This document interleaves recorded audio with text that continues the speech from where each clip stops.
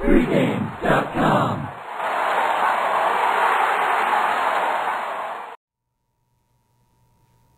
Vanderbilt at South Carolina, plus 16. This is your best bet.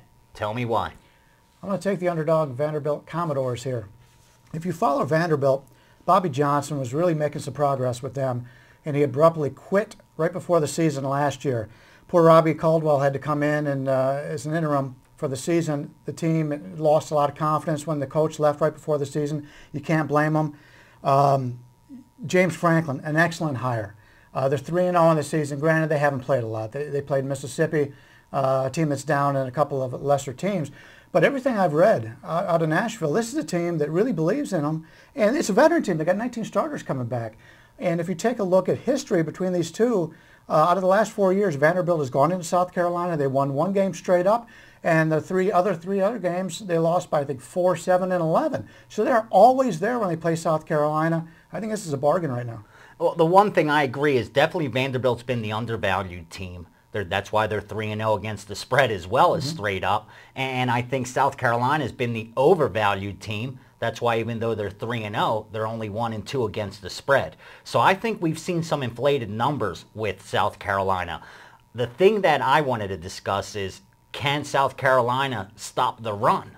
I mean, they've been getting eaten up on the ground. It wasn't just Navy that ran all over them, but Georgia ran all over them as well. You think Vanderbilt can do the same? Yeah, I prefer that, actually. When you've got an underdog, I'd rather have that team run all day. It takes time off the clock. I love teams that can run the football in the underdog situation.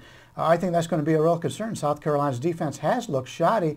And you go back before, I'm going to throw out last year, and I hate to do that, but that was an entirely different situation with an interim coach. I mean, you don't see a coach quit right before the season like he did last year.